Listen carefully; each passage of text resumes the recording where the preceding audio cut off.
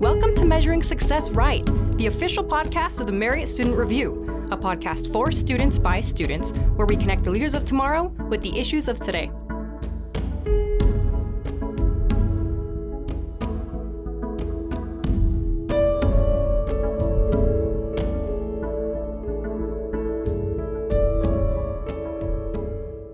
Hello and welcome back to another episode of Measuring Success Right.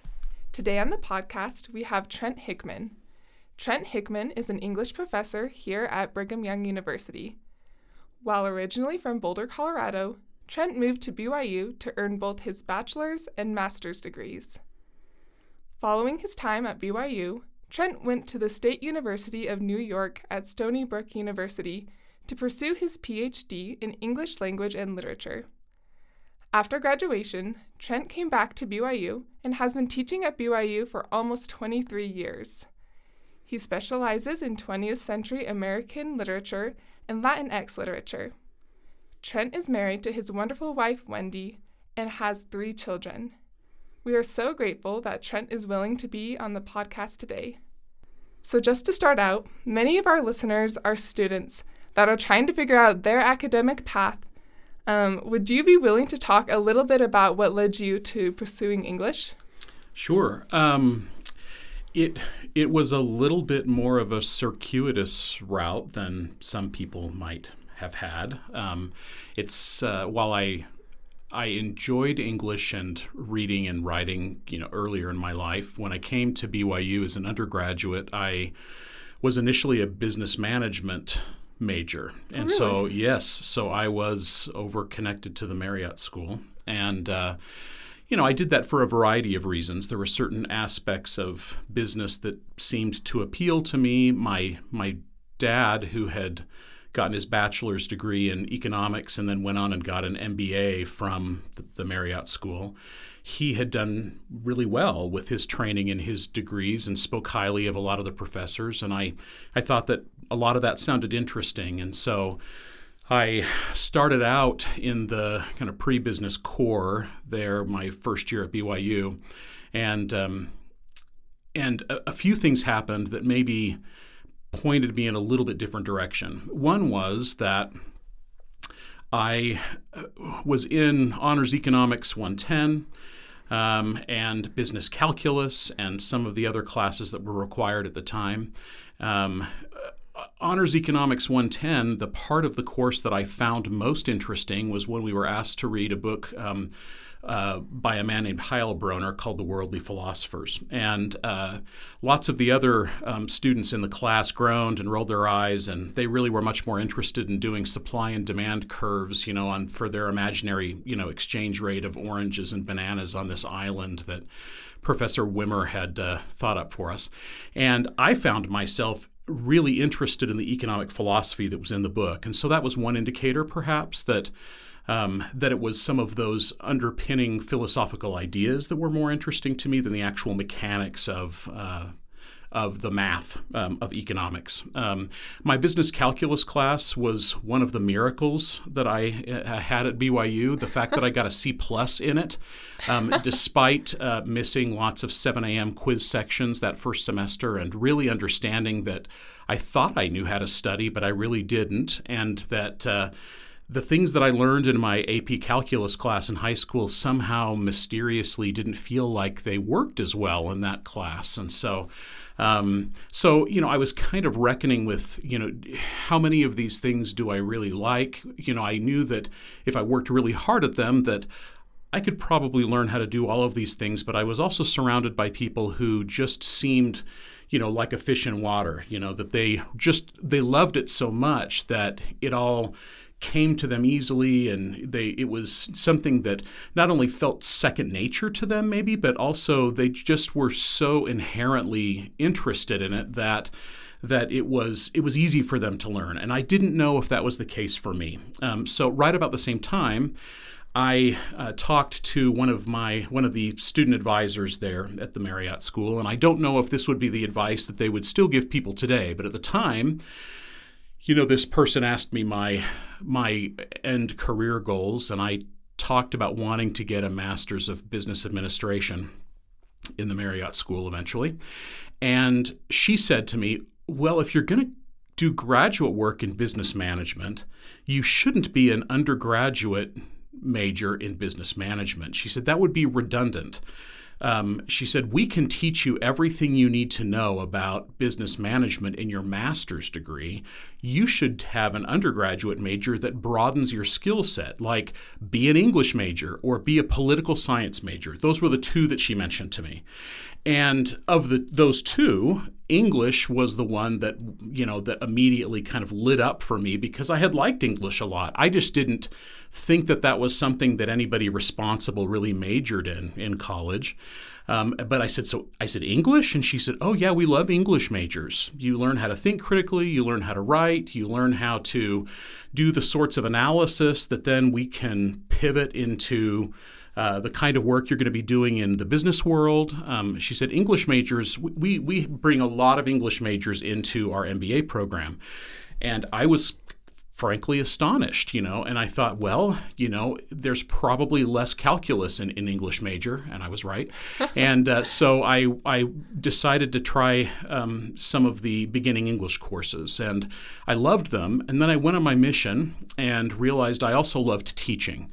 And so I found myself declaring as an English major, changing my major to English after my mission. And then it was a kind of a series of changes by degree, right? At first I thought, well, I still want to be an MBA, even though I'm an English major. And then I thought, maybe I want to do a JD MBA, combo, be an attorney who works with business law.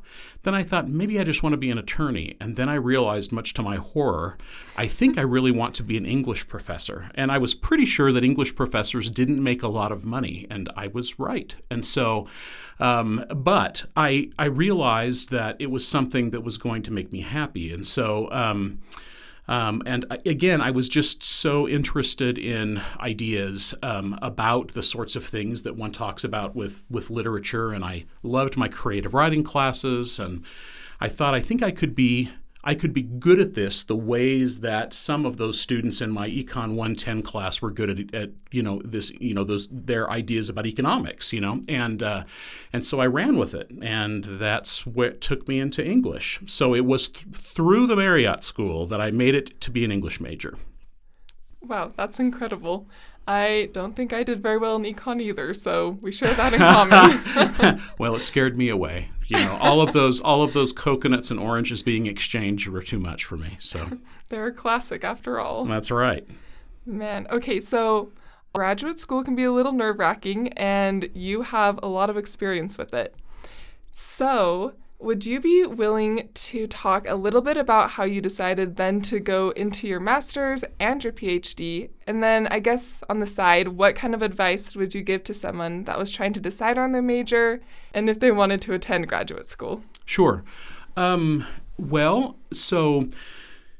one of the things that I learned pretty quickly as an undergraduate English major was that if I was going to be an English professor, that I needed to be able to get a PhD. And so trying to decide what emphasis I wanted in my PhD was a little bit more of a process. At the time, BYU offered an MA degree in English that included both literary studies and creative writing, along with writing and rhetoric and a few other, emphases. And so I talked the department into letting me basically do a kind of dual course of study in American literature, which I had grown to love, and in creative writing, because I was writing and publishing my own poetry. And part of the reason that I did that, besides just a basic interest in those things, was because I was still hedging my bets even in my master's degree, as to what sort of English professor I wanted to become. And when I applied to PhD programs, some of the programs that I applied to, I pitched myself as a creative writer, and others I pitched myself as a person who did American literary history and American literary study. And there were a few programs actually where you could get a PhD in American literature and creative writing. And so I sort of decided that I would just represent who I was and what I could do and what I was interested in, and then I would let the chips fall, where they fell, and that I would just choose from who was most interested in me. And so the programs that admitted me and were enthusiastic about giving me their big fellowships were the ones that had me being an American literature professor. And so I knew then, as I went to do that I would be teaching American literature and writing and publishing scholarship in American literary studies,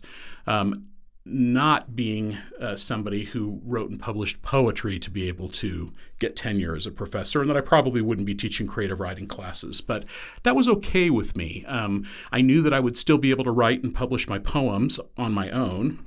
It just would not be the primary focus of my my coursework and the courses I would eventually teach as a professor. And so that's kind of how I made my way to Stony Brook. They were one of 3 universities that offered me their top fellowship. And so my wife Wendy and I, who you mentioned earlier, we prayed about it and felt like we should go to Stony Brook. And it was great. We were on Long Island out there, about an hour outside of New York City for 4 years. And then I was hired back here as a professor at BYU. So as far as deciding on a major or on deciding whether or not to go to graduate school and so on, I have served at times as an academic advisor, and I understand that the job of an academic advisor is to help people choose courses and choose an emphasis in their study so that they can move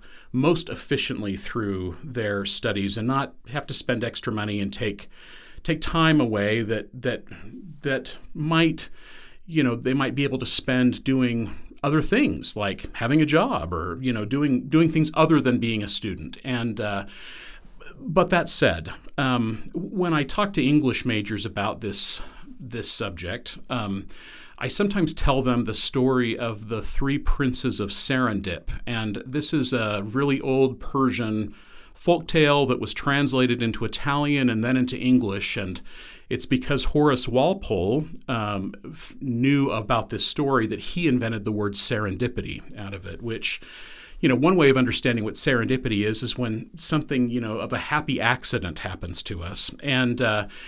And what I do is I tell the story and say that, these 3 princes, they'd grown up in a palace, they'd received the finest education of their time period. But at a certain point, their father understood that if they were going to be good rulers, that he needed to turn them out and let them go out into the real world and to encounter people outside the palace walls and to be able to apply the knowledge that they had received.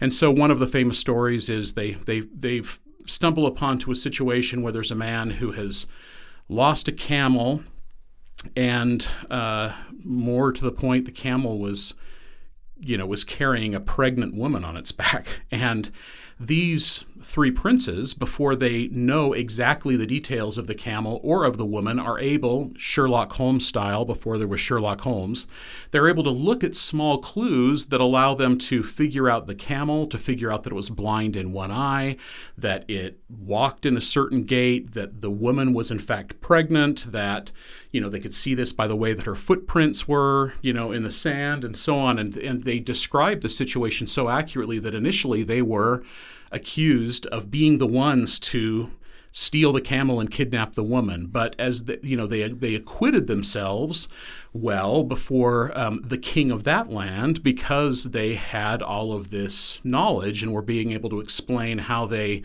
through their reasoning, had figured this whole thing out. And so instead of thinking of serendipity as a happy accident, I tell the students, think of it as cultivated luck. We can't always anticipate everything that's going to happen to us or the things that we might encounter that we're interested in. But if we gain skills, competencies, if we learn lots of, a wide variety of things, then it allows us to seize opportunities when they come our way. And I kind of feel like that's what happened with me in my path to my major. It's not a thing that I had wanted to do. In fact, I'd had a high school English teacher tell me that she thought that I would be a really good English teacher. And unfortunately, I think what I said to her is, I don't think somebody has said something that insulting to me in my whole life.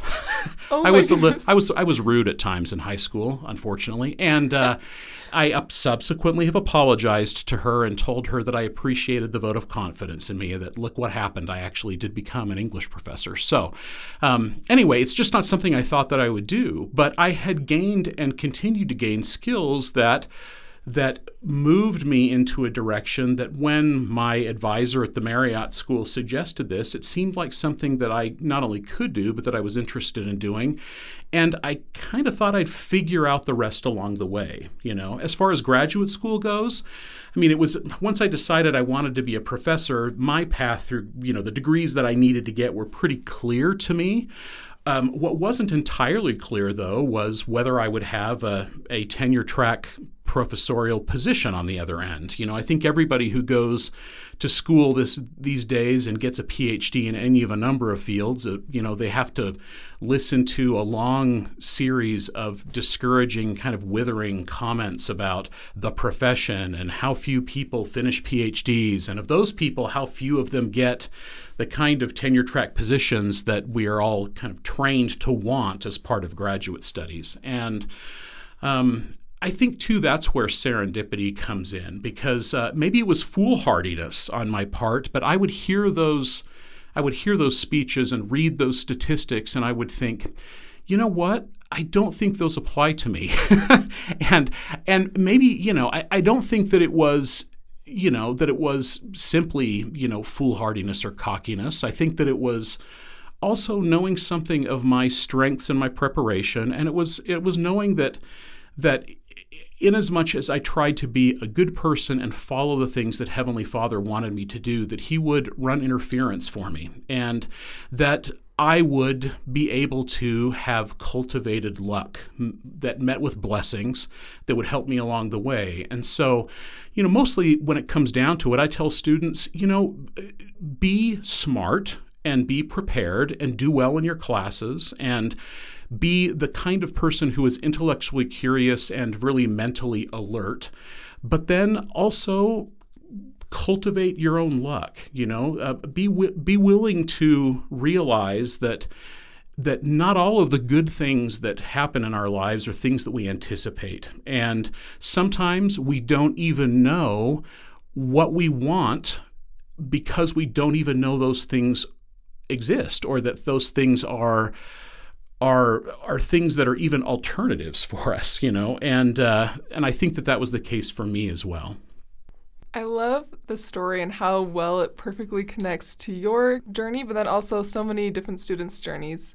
So that was super good. I guess just looping back a little bit to when you talked about when you were living in New York, going to school, I'm sure there was a little bit of culture shock from going from a highly religious school like BYU to a public university. But how were you able to connect with your colleagues while still maintaining your standards? And do you have any specific examples of that?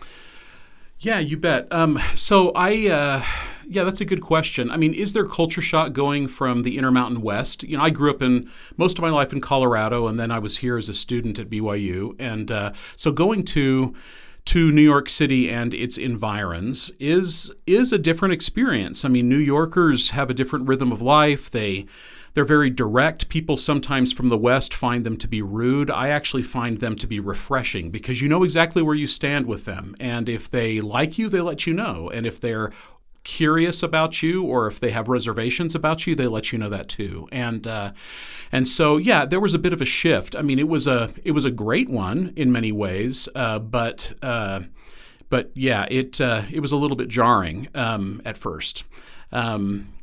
Even institutions that were familiar, like being able to go to church on Sunday at our local ward, the people that populated that ward were, like us, LDS, but many of them were converts to the church, and most of them were New Yorkers. And so testimony meeting had a whole different flavor to it, than it had in our ward in Provo. So as far as being able to stand up for my beliefs or fit in, at a state university, one of the things that was really nice about Stony Brook is that I had the chance to teach students in my classes that came from all of it's a very Long Island can sometimes be a little bit provincial, but Stony Brook brought in students from all over the world. And New York City is such a cosmopolitan place that in my class, I had people who belonged to all of the major world religions. And that was sometimes a real asset, and it was a broadening experience for me that I think was really good. I had grown up, in the religious minority in my high school in Colorado, but the kids there were more similar to me than less in a lot of ways. Here I was meeting a whole bunch of people that I had not met even on my mission, right? And so to Venezuela. So that was good. And they were able to, with their own comments and perspectives, bring things into class discussions that, as I taught, that I never would have anticipated. That said, I also realized that certain things that I took for granted as just foundational knowledge. I remember one time when I was teaching a class in contemporary American poetry to my students, there's a famous poem called, all of a sudden I got myself into trouble. It's about Judas Iscariot, right? And imagining him in the moments after he has betrayed Jesus. And a pretty famous poem by James Wright, the poet James Wright. And it alludes in there, it makes mention of Calvary, which is a thing I thought that even people who weren't terribly religious would probably just know. And as I was talking through the poem with my students, I realized that the majority of the kids in my class had no idea what this was. And I said, so what's Calvary? And the editor of the anthology hadn't even thought to put a footnote for it because, and finally this great Greek Orthodox kid in the back of the room raised his hand and says, "Isn't that the hill where they crucified Jesus?" And I said, "Yes." And all of a sudden, everybody in class goes, "Oh," and, here we have, the Catholic kids looked guilty that, they probably should have known that. But the kids who were Hindu and the students who were Muslim, they were, "Oh, well, that's helpful to understand," and I thought I need to maybe recalibrate, my sense of what things I need to explain and what things that I don't. So good learning experiences. As far as being able to fit into my program, I had a few BYU students be admitted to this program before I got there. And so they had kind of paved the way. People were more familiar with LDS students than I had imagined they might be. In the community, though, it was you were still a little bit of a curiosity. I applied to teach a poetry seminar one summer to high school students, and the principal that was interviewing me of this kind of arts, it was like a magnet school for arts students. And she asked me probably what was an illegal question now in retrospect, but she said, "How is it being out here away from your people?" And I said, "My people?" And I said, "You mean my family?" And she said, No, other Mormons.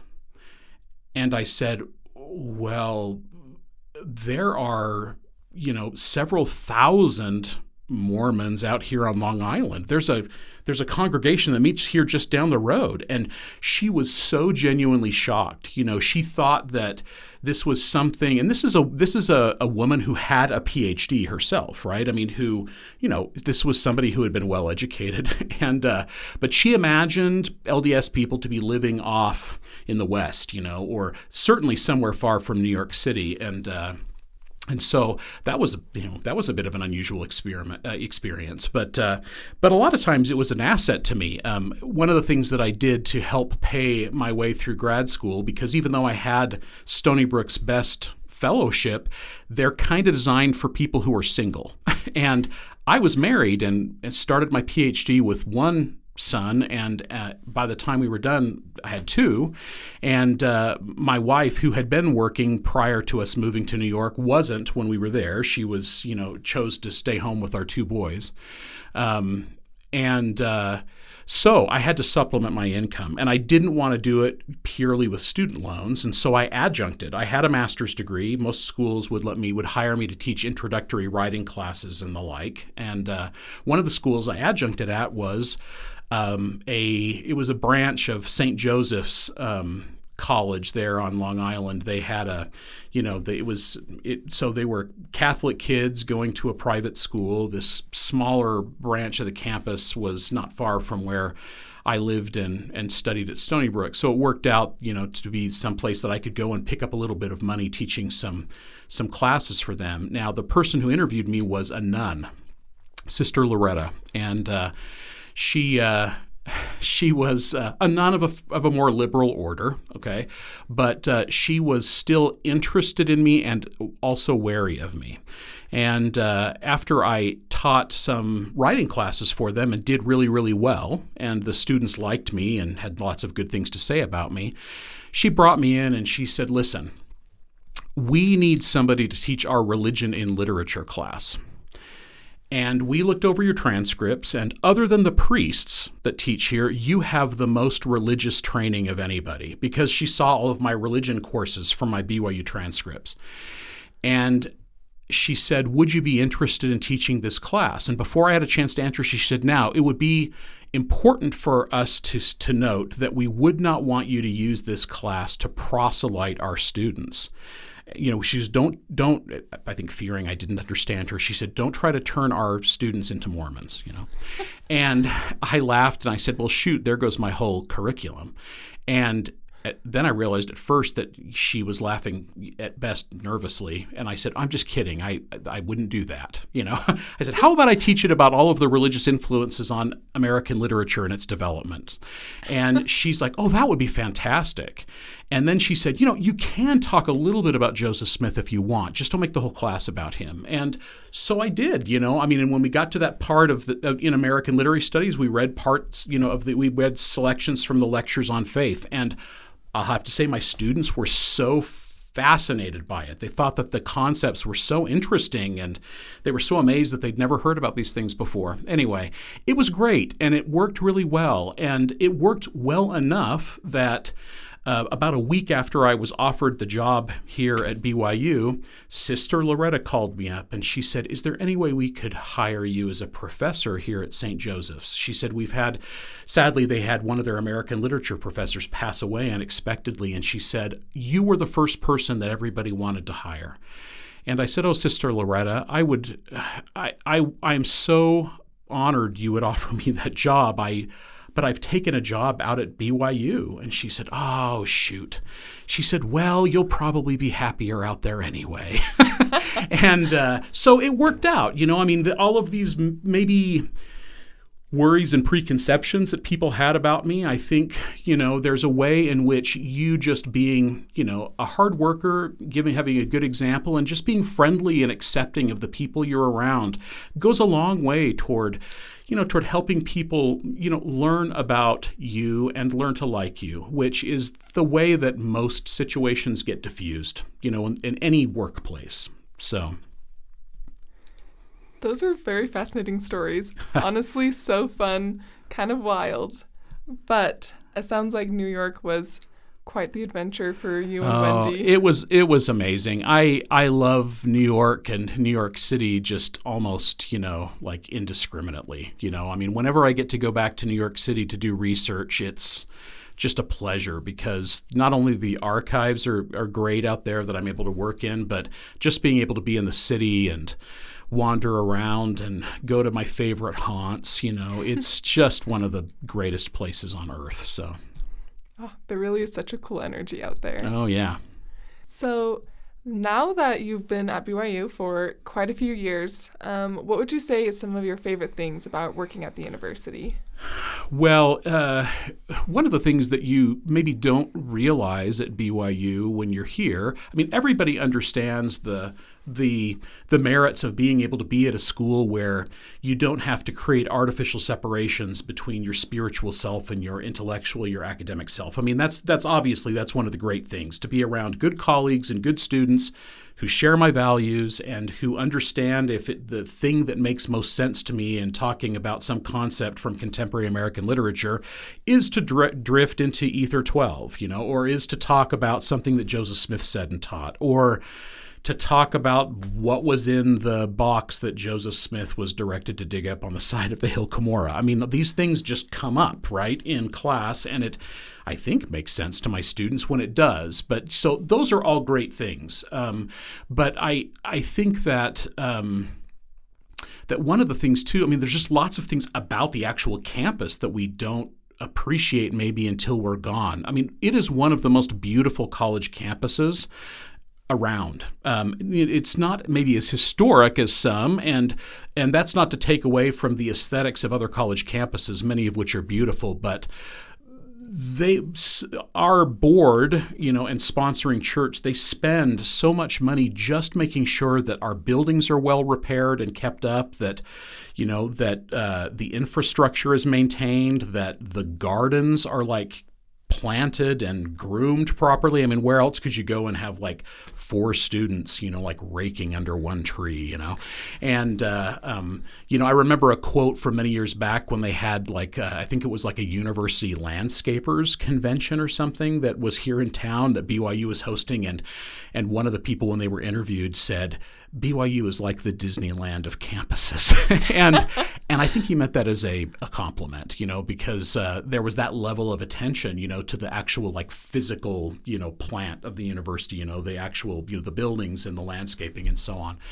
Also, we have a world-class library. People don't understand, I think students don't understand sometimes what it means to have a library be in this, the Arlen network, this research libraries, network that BYU has been invited to be a part of. It's, the clubbiest of clubs, right, when it comes to universities, because the other member institutions have to invite you in. And to my knowledge, at least, there are only 26 in it. And so we are in good company with, the libraries from places like Harvard, and Yale and other big schools where, that are well endowed and have been able to invest in a really excellent library. And the physical and digital resources in our library, Stony Brook's a great university, but its library doesn't hold a candle to BYU's. I was kind of shocked, actually, after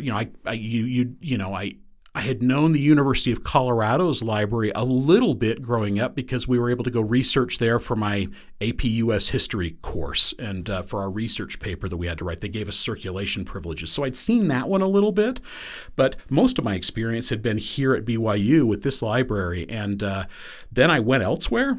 And in other, since then, I've been to lots of different universities and been able to see their libraries and their facilities. And it's just really astonishing how nice this is and how many things are available to the students here. And, it's I think it speaks to the importance that the church places on education, that they are willing to take, tithing funds, to make this be such a carefully maintained institution to help launch the students here into the best, circumstances possible, and it's an embarrassment of riches, in lots of ways. So. When you mentioned students that didn't know how cool our library is, I'm one of those, so I will definitely appreciate it more. You will indeed. And, even when I go into my office, I'm in the Joseph F. Smith building, that is one of the newer buildings on campus. And I think the architect, when they unveiled the plans for our building, a few years after I was hired here at BYU, they referred to the windows in our office as freakishly large windows. And it's true. They let in so much light. And, usually English professors and the the humanities in general are kind of relegated to kind of creaky old buildings on campus where the plumbing leaks. And, even in my, where I got my PhD at Stony Brook, we had one of the bathrooms that would regularly overflow and flood out into the hallways, and everybody just stepped over all the flood, and just it was understood that this just happened several times a semester and was business as usual. And I couldn't believe it. You know what I mean? Like, I couldn't believe it, because I had been at this place where people made sure that the bathrooms worked properly, right? And that the paper towels were restocked, and that you had a nice building for English professors even, right? Where like they weren't having leaky pipes around them and, cobwebs and peeling paint, and yeah, it'll be an eye-opening experience for people who have only been at BYU. When, it will, and, I feel like I'm ripping on other universities. There's lots of really good universities out there who have nice things. Okay. But boy, I really do appreciate it more than I used to. So. That's remarkable. So as I was reading a little bit about your specialization in the university, as an accounting person, when I read the summary, I honestly was a little bit confused. So would you be willing to give us an example of what you describe as the intersections between the centers of 20th century American literature and its margins, specifically how the production of border literatures affects and alters our understandings and receptions of canonical American literatures? Sure. This is the thing that I started to study really in my PhD program, and that carried me through the first, part of my career here at BYU. There are, especially in contemporary American literature, which is the period that I study, there has been a proliferation of literature coming from writers in a variety of different ethnic communities around the United States. And with Latinx literature, I look mostly, I personally study mostly Cuban American literature, Dominican American literature, Puerto Rican or Nuyorican literature.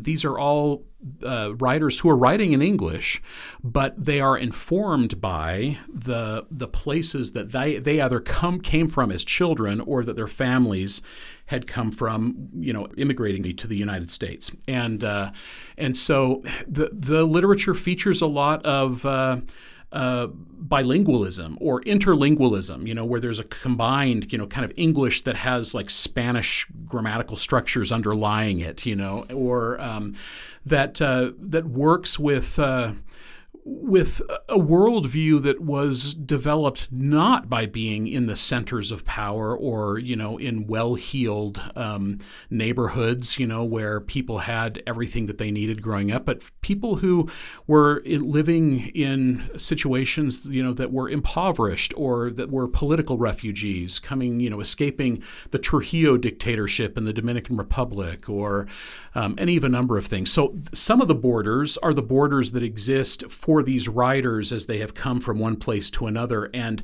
really find themselves not fully belonging to either place, but being in between in their language and their experience and their sense of who they are and the culture that they have personally. Sometimes, though, I have also studied literature that has to do with the actual geophysical borders between mostly like, Mexico and the United States, for instance. You wanted an example. Cormac McCarthy, a award-winning writer in recent years. People might know some of the film adaptations of his novels more than they have read his novels if they're not readers of current literature. He's the one who wrote and won the Pulitzer Prize for The Road. He also was the one who wrote No Country for Old Men, which was famously by the Coen brothers adapted into a movie. He's been responsible actually for All the Pretty Horses. Matt Damon and was in a movie adaptation of that one along with Penelope Cruz. And so it's it's not like people haven't heard of Cormac McCarthy. He's been awarded. Okay. But his Border trilogy, there are 3 novels that take place on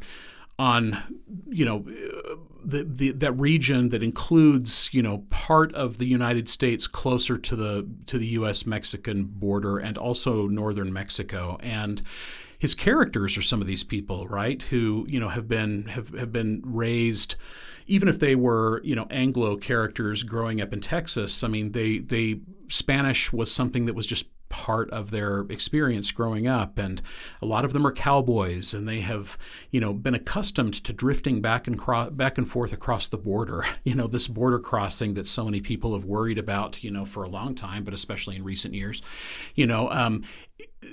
Being able to write about what McCarthy is doing with these cultures that have existed and flowed back and forth, really not thinking as much about the geopolitical border as so many people do these days, and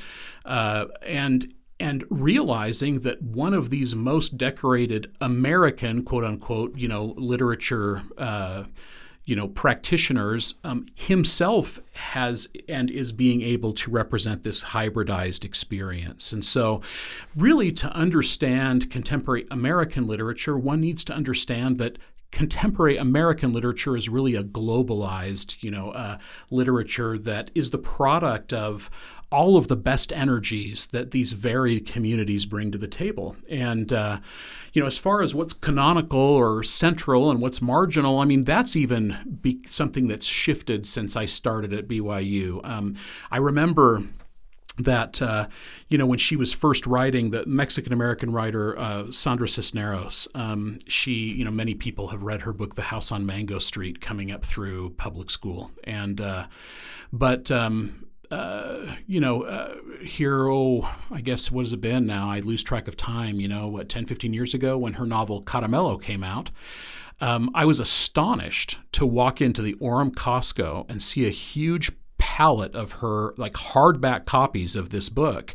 And I thought, who on earth is going to buy all of these? Mainly because I had thought of Sandra Cisneros as an important writer, but somebody who, maybe would fit into high school classes even as an example of one of these hyphenated literatures, Mexican hyphen American, you read one African American literature book, you read an Asian American literature book, you read, in her case, something, like Latina, right? With, her being a Mexican American writer. And so people knew about Sandra Cisneros, but would she really sell that humongous palette of hardback books? And this probably tells you that I have a problem with Costco and how often I go there. But I came back there a couple of days later, and almost the entire palette was gone, paying for an expensive hardbound copy of the book. And they had to get more in. And I thought, it's not just people who are Mexican American buying this book, right? It's a whole bunch of different people, and it made me reassess, what are the margins and what are the centers of American literature anymore? When Oprah had her book club, she was and continues to be a supporter of American literature that comes from a wide variety of kind of diverse American experiences. But when she stopped her book club for a while, and when she started it back up, her first book was John Steinbeck's East of Eden. And here, Steinbeck won the Nobel Prize in Literature, but she said, I'm assigning this to my book club because she said, I think that many of my readers don't know who John Steinbeck is and haven't read this book, and they really need to. And I thought, has Steinbeck become part of the margins of American literature? That was fascinating to me, but I was thrilled that they were reading East of Eden. That was a nice development, So margins and center are becoming increasingly difficult to discern. And I think in most respects, that's a wonderful thing, not a sign of one of the, four riders of the apocalypse, like some might suggest. So. Man, I think that's fascinating. I feel like what you're talking about really dives into the raw American experience, and I think that's really powerful and so important to have those conversations and study about it. Mm-hmm. So I think you kind of touched on it a little bit, but it sounded like your area of study has expanded a little bit more into memory, nostalgia, and trauma connected to the literature that we just discussed. What connection have you found, and maybe do you have an example of it? Sure. So yes, it has moved more in that direction, and part of it was, in my mind at least, a natural evolution of my scholarly attention because, as you might imagine, when dealing with literature that comes from people who have not always had privileged upbringing or, have been in the ideal circumstances, there's going to be a fair amount of struggle, maybe trauma, certainly, a set of memories that are different than some of the ones that their readers might have. And so being able to figure out a responsible way to talk about the ways that they were remembering their personal or the collective histories of the groups that they came from, their history, right? That this was something that I just needed to figure out how to write about more responsibly. The other thing that I started to notice, because I don't just teach classes in Latinx literature, I teach that it also in just contemporary American literature broadly construed. And even in, all across the board, in recent American literature, there's book after book that revisits and reimagines some piece of American history or some event in the past that perhaps is part of our collective memory, here in, the cultures of America, but also is something that maybe ties into personal memories of some of these writers. And understanding why there would be this recall, and maybe some would even argue a kind of retreat into the past, was important. There were a few years back multiple books about President Lincoln and reimagining him, not in terms of just, writing histories of Lincoln, but thinking through Lincoln as even a character in some of these books, or the importance of Lincoln and his time period, or of the Civil War. And I realized that there was a reason that these writers were going back to this particular time in American history. And it had a lot to do with what they were anxious about in the present. When we encounter difficult moments in our personal or in our civic, and political lives, maybe even, there's a tendency, right, when one encounters, trauma in the present, to either look at traumas of the past to see how we figured things out, or in some cases, to retreat through nostalgia into a time and our imaginations of a time that we thought was simpler, purer, rosier, than the present day. And so being able to understand, are people moving back into the past because of a trauma or in search of solutions to one, or are they retreating through nostalgia? I guess I see trauma and nostalgia as being opposite sides of the same coin. They're both deformations of memory in a way. Trauma stops you from remembering the breadth of everything that was happening to you by magnifying a set, something bad that happened, or a set of things that happened that maybe you're not even being able to fully work through in the present. Nostalgia, though, does, on the kind of smiling sides of things, the same thing. It privileges, maybe unfairly or in an unwarranted way, parts of your past that you have cherry-picked and probably improved in your recollection of them. And sometimes that's fine. We like nostalgia enough as a culture that we make movies designed to generate nostalgia. We listen to certain music to evoke nostalgic feelings. And nostalgia is not all bad. It can be bad when we think that if we could only restore this one thing from the past, then everything else in the present would make sense. And when we do that, we leave out lots of really important things and probably squeeze lots of other people, their memories and their priorities out of the mix, when we think about what it takes to make things great again, right? Because one person's definition of great and what was great in the past really is different than another one's, and so finding out American literature's role in this and in dealing perhaps with some of the challenges of the present day, has been something of increasing interest to me. I think that connection or contrast between retreat and reflection is fascinating. That is really cool. I guess just as our final question, we always ask everyone the same question. So in conclusion, Trent, how do you measure success?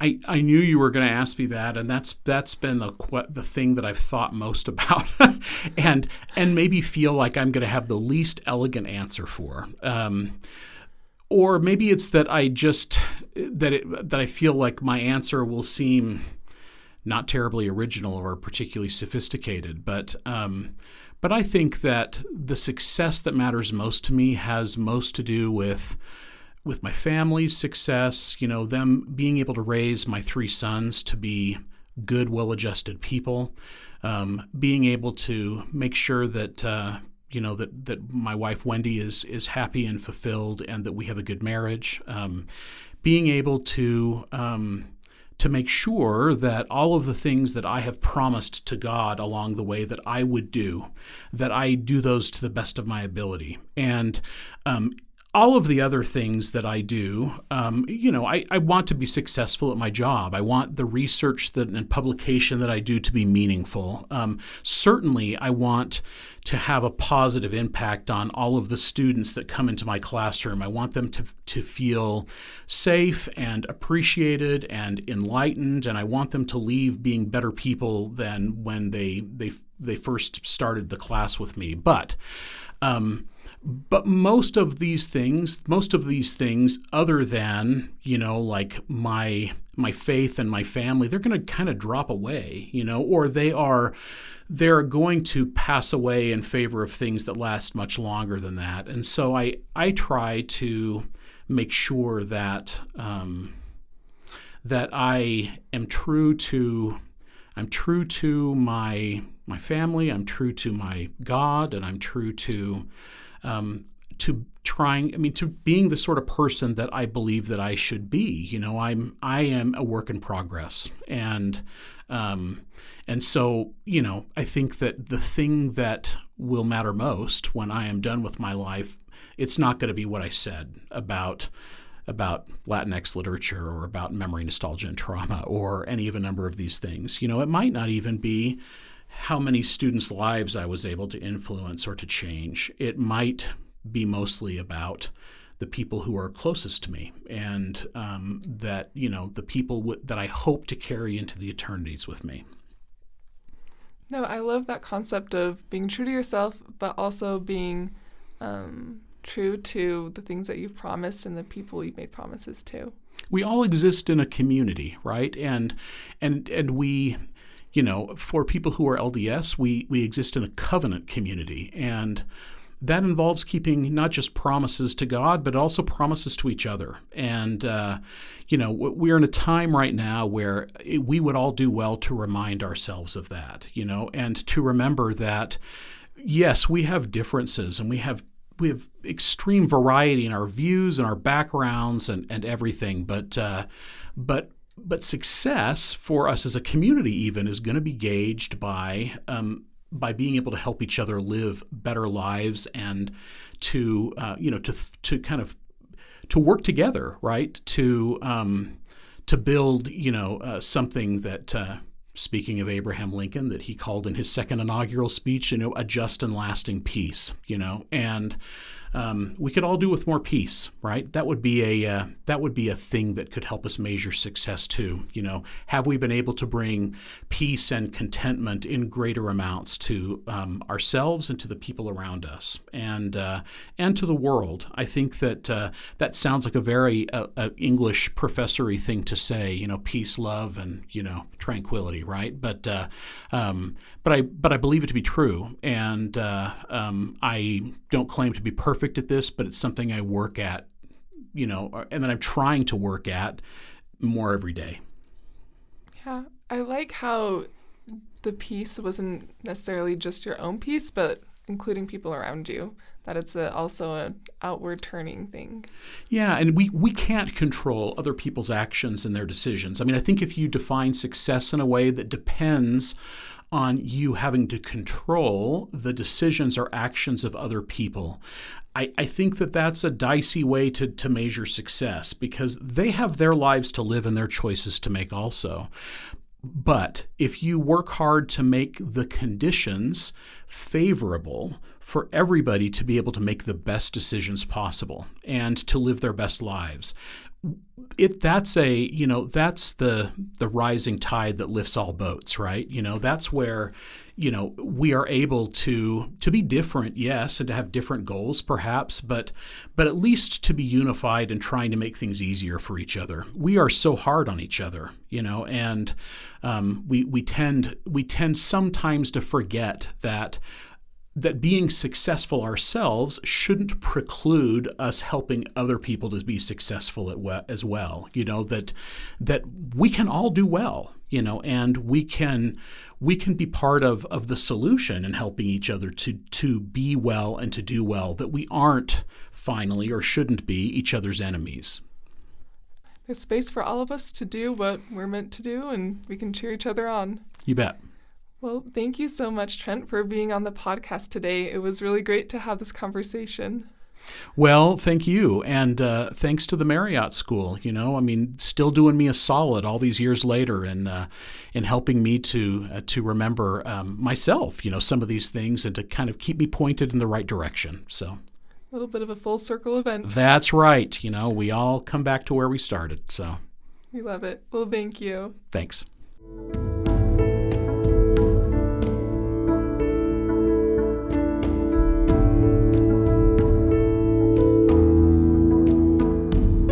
Make sure you subscribe to our podcasts on Apple Podcasts, Spotify, Google Play, or SoundCloud so you never miss an episode. Be a friend and tell a friend about measuring success right.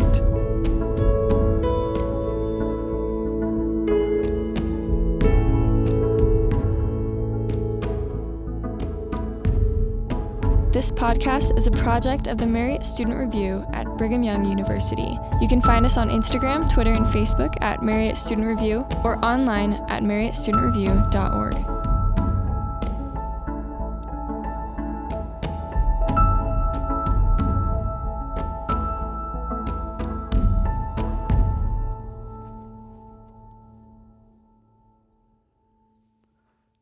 The views and opinions expressed in this podcast do not necessarily reflect official policy or position of Brigham Young University or The Church of Jesus Christ of Latter-day Saints.